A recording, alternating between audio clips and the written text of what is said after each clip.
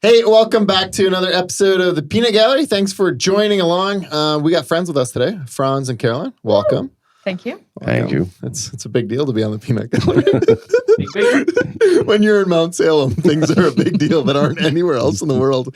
But anyways, in Mount Salem, we're a big deal. Okay, so let's find out a little bit about you guys. Part of what I love about this whole podcast thing is that we get to know people. Mm-hmm. And so you guys are somewhat public figures in our community. You were a pastor. You've been a pastor's wife for years and have done something else other than pastor's wifing, I'm sure. But you currently are the face of Family Central's food program. I am. And so between the two of you guys play some pretty neat roles in the community. And so thanks for being here. So let's start with, tell us a little bit about yourselves. Who are you? Well, we are a couple that's been married 25 years, almost 26. I love how you right away, tell us a little about you. The first thing you do is you turn and you look at her and you're like, okay. Yeah. We've been married how many? 25 years. I have learned my lessons well. We've got 4 offspring that range from 23 to 21, 20, 18, and 13. Yes.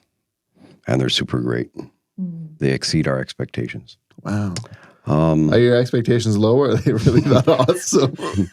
They're pretty Or high. are you just worried that they're listening? Which direction are we going here? Probably both. Now, I've met some of them. They're pretty awesome. Yeah, the only they one are. I actually have really known is Michael, so Yeah. he seems pretty awesome. Yeah. Yeah. No, they're super great. And for the first, what was it? Michael, which one is that? Don't you have a Michael? We've got a Matthew. And Did I say Michael? You did. I think you're I was referring to wondering if I Alex. should Maybe. let that go or not. Carolyn's like, which child of mine do you know? Should we be in this podcast? You guys don't know you have a Michael? So maybe I should back up. I'm Franz, and this is Karolyn Friesen. We thought this was the right date. Oh, okay. All right. And you have now I'm going to be saying Michael the whole time. Matthew. I'm sorry, Matthew. Yeah. There's Matthew. Now I'm Matthew. Carry on. Tell us about yourself, and I'll shut up over here. Okay. So in for the first 10 years of our marriage, I was in construction. And then we went into pastoral ministry in 2005. We moved out to Alberta, where we were for 6 years, and fantastic years. All right, so back up a little bit here. Yeah. I should hit my timer so I know how long we're going, because I got so many questions for you. But why? Why leave construction and go pastoral ministry? Well, I have been quite active at church with different things, especially the music program with the youth program, and it just got to the point where I had people encouraging me to make this my full-time thing, and I definitely felt God calling me that way too, and we both felt that way, and so we ended up in Alberta for 6 years, up kind of where the telephone posts stop, about an hour and a half north of Edmonton, a place called Barhead. And I think, God was behind that for sure, because we'd been so busy over here, and we just felt like we needed some time even to solidify our family, Mm-hmm. And so for 6 years, we were up in a place where life was slowed down to a crawl, really. Yeah. And great church. When we got there was like maybe 50 people. And but we really start to understand what a family looks like, when, like a church family looks like, when you might have 6 or 7 Sunday school kids and a couple of young people, and then a lot of older people all in between, and much less stratified than like a larger church. Yeah. Right? Everyone's reaching out up and down towards the kind of demographic, either above or below them. So, really, really enjoyed our time there. Came back over here. I'm now pastoring the church that I was part of since I was 3 years old, and that's been interesting. Yeah, so everybody has some memories of you then, I'm assuming. Were you at least a good kid? Nope. Well, I was Okay, I Is was there a story or two you can share? probably not. All right, Karolyn, is there a story or two? Nope. No story. Yeah. No, I mean, I was always, I presented myself quite well, but there was some behind the scenes stuff there for sure. And I don't know that I was always as supportive for my pastor as I wish now that I would have been. Yeah, there's a lot of things that I wish now I would have done differently when I was young. But it's one of those positions I found that very interesting too. And I know I talked to Abe Berg, who's a mutual friend of ours. When you get into this role, you see things that you just can't see otherwise. Because for him, at least, he had been a volunteer as well, lay minister is what we would call it. So he felt like he knew it until he actually got into the job. And there's an incredible amount of stresses and things that you face that until you've done the role, you don't understand. And I mean, people see us on a Sunday morning, and some Sundays you're very vulnerable and real, but often you are putting on somewhat of a face because you have to. It's not like you can say, "Well, I had a bad week. we're not gonna show up this week. I'm sorry." Right. So you're doing that. But so tell us a little bit more about that transition. So you guys came back to Elmer here. What drew you back here? What's that been like for the last how many years you been here now? We're in our 10th year. 10th year we back. Came back in 2011. Yeah. So why come back here? The church gave us a call to come back, and most of our family is here, and I think we left a part of our heart here in Elmer when we left for Alberta anyway. These are kind of our kin people. Like, I don't mean even just our relatives, but we share a background with them, like a cultural background with them, and we thought that we could make a difference here. And we didn't leave here necessarily because we wanted to get away. It was a blessing to get away and to experience a new province and a new kind of a people, but we had zero inhibitions for coming back, and it's been good. Even what I was talking about before, being a layperson or being in the pew rather than the pulpit has given me a lot of understanding even now during these times. Like, I understand why people behave or react the way they do because I was there, right? And it's helped me just to kind of be more understanding. There's just no way that you can understand what leadership is like until you're there, right? So, but I would say in the last 10 years that we've been here, COVID has definitely presented some challenges. But I don't know that necessarily I would have reacted much differently if I would have just been in the pew. Right. So. Well, I always think that there's multiple layers to that. Some of that is when you're not the one responsible for anything, it is much easier to have an opinion. No different than we have very strong opinions of what Doug Ford should have done. And that's 100%. Easy to say when you're not the one who's responsible for anything. Yeah. And so there is a little bit of that. And especially in our community, we felt like we were a spotlight. Like, no one would ever have thought Elmer would have made any news headlines outside of Elmer. Sometimes I feel like the Elmer Express doesn't even have anything to talk about from Elmer, right? Like, we're just a small little place here. Oh, I know. And then all of a sudden to be in the center of so much, and you felt like everybody was staring at you going, well, what do you think? What do you think? And a ton of pressure. So let's jump off into a little bit of a different question that I wanted to have before. Actually, how'd you guys meet? And tell me that story, Karolyn. The girls always tell a better story that way. Guys are like, I don't know, she's pretty. Figured like this, let's do this. So why don't you tell us? We met at church. Franz was the youth choir leader at the time. Were you in the choir? Yeah, I was. Oh my gosh, singer. So right there. Tell me more. Like, this is every Christian movie ever played out, right? All right. But actually, I think that he liked walking down L corridor at Elgin. I was in grade 9, and you were what? Grade 13. Grade 13. Yeah. Oh my. And you just kept walking past my locker there. And L corridor. Does that stand for love?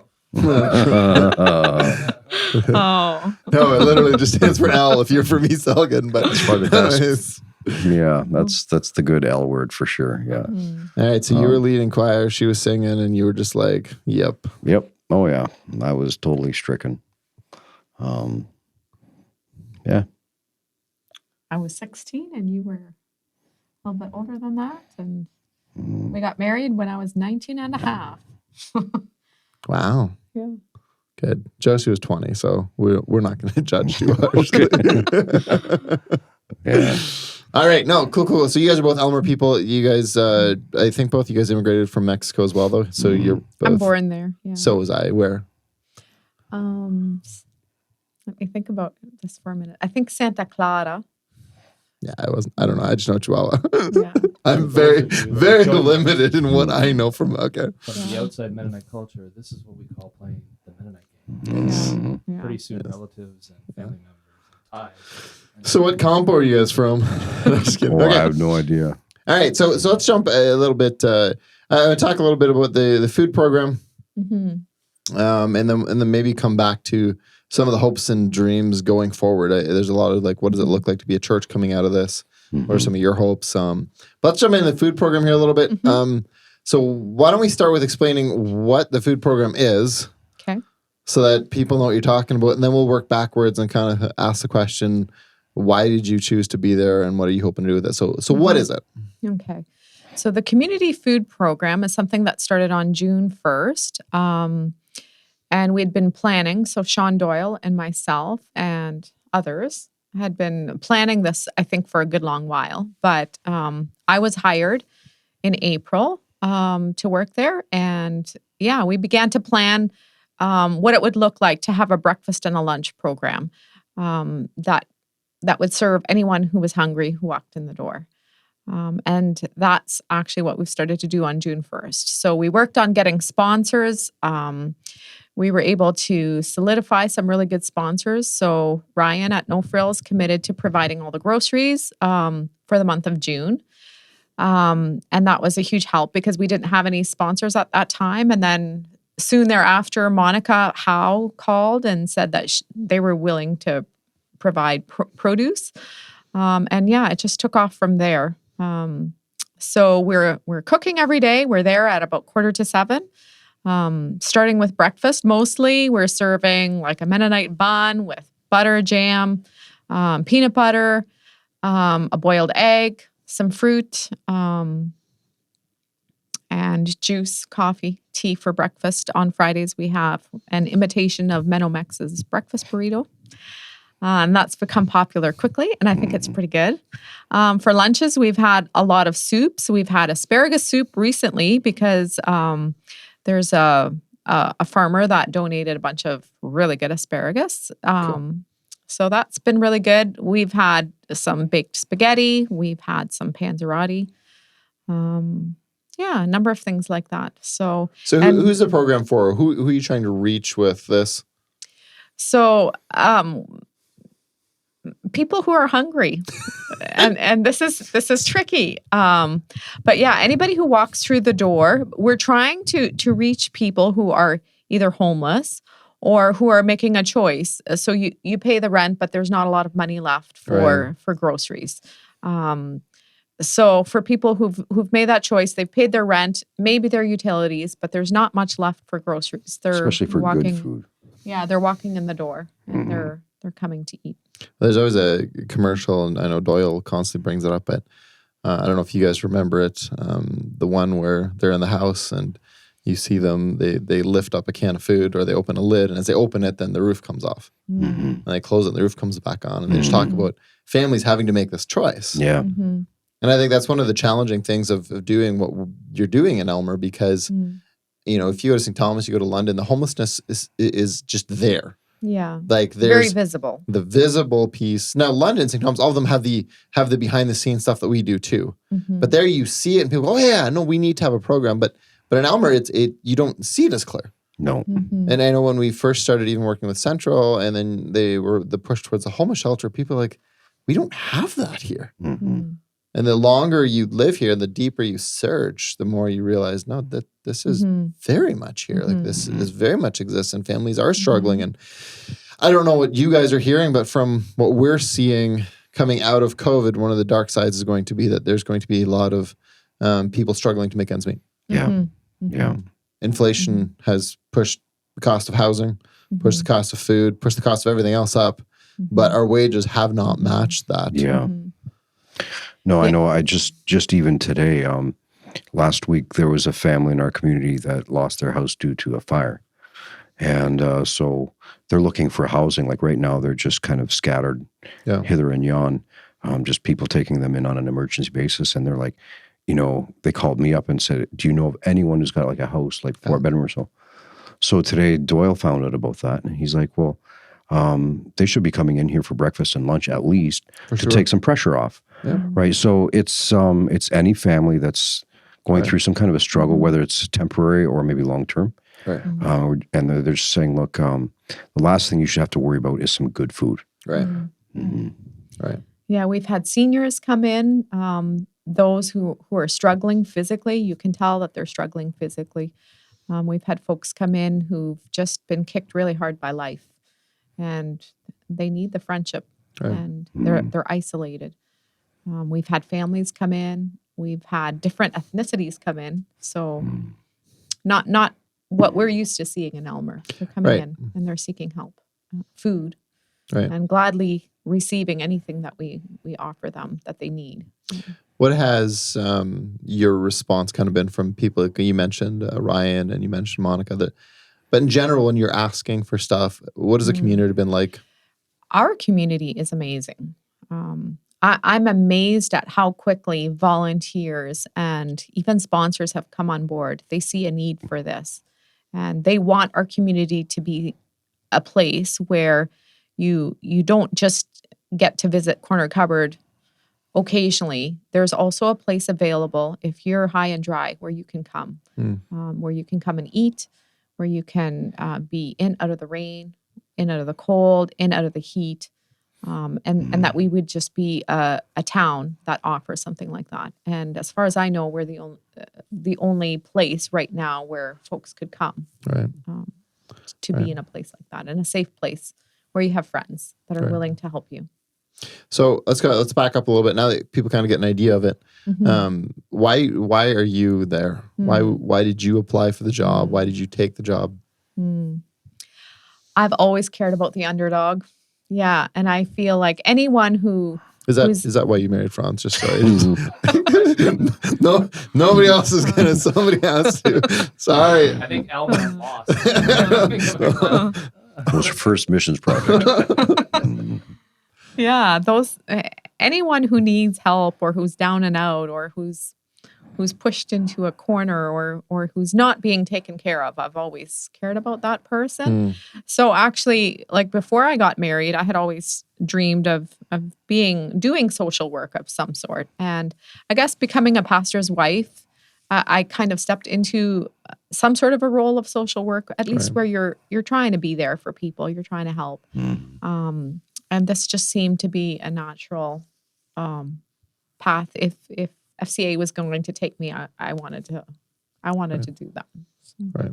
Very cool. Okay, so what's the hopes kind of? So we're dealing with breakfast and lunch, obviously. What's kind of the hope as you move forward? Where do you want this to expand? Where would you dream of this going? Well, I did write down sort of my vision and my dream for this, but for now it's serving breakfast and lunch, being that friendly face so that if there's anybody out there who's given up on life and they remember there's people at FCA who care about them. So if they come in, that they'll feel cheered up by our presence and that they would truly feel that we care about them. Right. We care that they come around and that things are okay for them.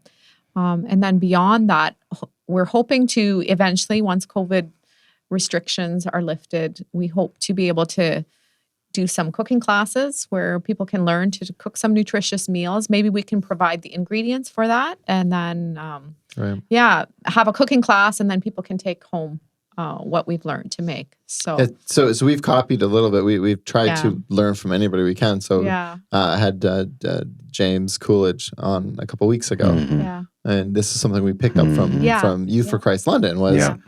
They felt like there is a part where you give people food, Mm-hmm. but then there's another part where you equip them to make their own food. Yeah. And I know for a lot of us, we take it for granted. We're like, well, obviously you can cook, but if you've never learned to cook and you don't know how to use ingredients, and they talk, I mean, there's so many layers to poverty, but food poverty is a significant issue.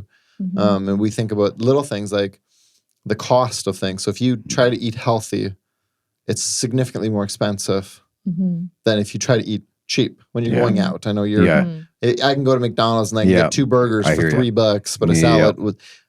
So if you learn to use the resources yourself, now you can begin to cook healthy meals at a cost that hopefully you can afford, right? But I guess food security is that big thing that we've been talking about a lot, where people aren't able to afford. Yeah, no, that's true. And so that has become a huge challenge. So let's go back to church here for a little bit, Franz, and I'll ask you a question that I mean put you on the spot here a little bit, but what do you think the role of the church is in all of this? Like when you look at, there's been so much negative about the church that's been said in the last, since the church began, there's always been people who haven't liked the church. I would say in the last little while, there's been a highlight of people who are opposed to what the church is, but there's a lot of people who feel hurt by the church. The conversations right now about residential schools are certainly bringing that back up. And there is a lot of darkness in the history of the church. And so for a lot of people, they're very quick to go, well, the church is useless. It should be always shut down. But this is something you've given your life to. Why do you think the church still matters? Well, I think this has been a kind of a period of reckoning for the church, where I think it begins with the church kind of having a really sober look at itself and saying, like, have we fulfilled the mandate of the church really? Or have we just become an institution that exists just for its own self-propagation type of thing? I think, as trite as it sounds, I think the church exists there to be the hands and feet of Jesus, to be the representative of Jesus. So, this is just one example of that, to try to help people who are hungry in the community or homeless or who need shelter. And I think those churches who, in the last year and a half, who've said, okay, this is a new circumstance, in a way it's a circumstance that we would never have wished upon ourselves. But because it's come now, it's almost as though God's given it to us to have a look to see, are we really fulfilling our, scriptural mandate, our New Testament mandate? And B, what opportunities are there? How can we reinvent or pivot our ministry so that we can now actually, be the hands and feet of Jesus and the heart of Jesus in our community? And I know we're not in a big city. Sometimes we think that if we were like in London, there would be more opportunities, but I think there are a ton of opportunities right here. So I don't know. I think there's a lot of people who wish that things would get back to the way they used to be. I only want to get back to the things as they used to be that were actually, fruitful in, establishing God's kingdom here on earth, which the heart of that is Jesus and the way that he operated. Right. So I want to get back to those things, and where we were never there, then let's try to get there. Right. And I'm all about gathering as a church family on a weekly basis, just to strengthen one another. But that really, in the end, does not define the function of the church. It's just one aspect of it. I think that what we are in the 6 days of the week, I realize there's been a lot of negative press about the church, and maybe to a certain extent, rightfully so. But it is the church in the end that was always there to, put up a shelter or to start a hospice or a hospital. Traditionally, it was always the church that cared for the people who couldn't care for themselves. And I think we got to just continue that and trying to find the cracks where they are, fill them. And they're always going to be there, even in a democratic society where we think the government takes care of most of our issues. There's always going to be cracks that need to be filled. Right. And they exist in Elmer. We just have to find them. And I think not be so consumed with, building our own little empires. Like, we are really grateful even in the last years for our collaboration with other churches, including the Mount Salem Community Church. And, there's no way that we can be everything to everyone. Right. And, you guys, God gives you some cues as to what you should do. And if we can kind of come alongside and help you with those things and vice versa, I think that's the way it ought to be, Right. So while there's been some definite setbacks in the last year and a half, the isolation has hurt a lot of people. I think for those who've had eyes to see and ears to hear, those have also been opportunities. And I think if the church jumps at that and says, hey, we're here, let's do it. Right. I think God can do a great thing. Yeah, we've talked a lot over the last little while about this, but when you mentioned hands and feet of Jesus, so much of that is just defined on love. Yeah. And no excuses, no, well, I'm only loving a certain type, just love. Yep. And I think whenever the church has gotten away from that, we end up in a lot of trouble. And I mean, the residential schools obviously are a massive example of that. But there are thousands of examples on a moment by moment, day to day basis where we justify not loving because, I don't like that person, or that person's different, or whatever that is. And whenever we go away from that, we end up really causing a lot of division and hurt. Yeah. And so I think I love what you said. I think we have to start with a constant reckoning, a constant awareness of the areas we're falling short. Yeah.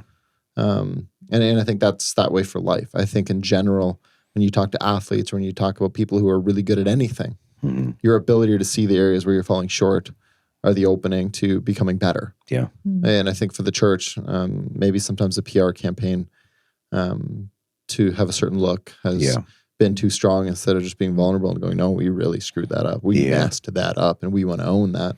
100%. And so let's, I really appreciate that answer, Franz. And Karolyn, so let's go back to this food bank, because for us, really, this is something that we feel like is the mandate for Christians to care for widows and orphans. If you're familiar with Scripture, that's a huge deal. From the Old Testament straight through the New Testament, that is something that really... So people who want to get involved, again, we've had a great community. What does it look like? How do people come alongside and help out? Well, they can go to the volunteer roster online. They can sign up to volunteer there. Or if you don't know how to access that, you can just stop by the Central at any time. I have paper volunteer forms. We can get them filled out. And before you know it, you'll be volunteering. Yeah, she'll put you in right then. Yeah. So just come ready to work. That's all we're saying. Okay, so what does that look like? Tell me a little bit. So volunteer, what are you looking for? What hours? Like what kind of commitment are you looking for? Do they get paid? They do not get paid. So we have 3-hour commitments, Monday to Friday. So there are 2 time slots. You can volunteer for the breakfast time slot, which is 7 a.m. to 10 a.m., and then 10 a.m. to 1 p.m. Okay. And we have different positions. We have a greeter position. We have a server position. You can run the dishwasher. You can cook. We even have a couple of cleaner positions if you like to do that. So. Is that not something you like doing? And if you're one of those that like to clean, boy, if you were a person who likes cleaning, though, COVID has presented opportunities. Hey, good night, sanitize. All right, so there's not. I mean, obviously, we're looking for. It'd be really cool if somebody could fill the same slot each week or something like that. But if people can say, well, look, I can do once a month, does that work? Fantastic. Okay. It works. Yeah. What if they're like me and just not like, I'm not a server type. Like I wouldn't be trusted with taking many orders. Is there experience necessarily? Do you have to come in? No, we will train even a guy like you.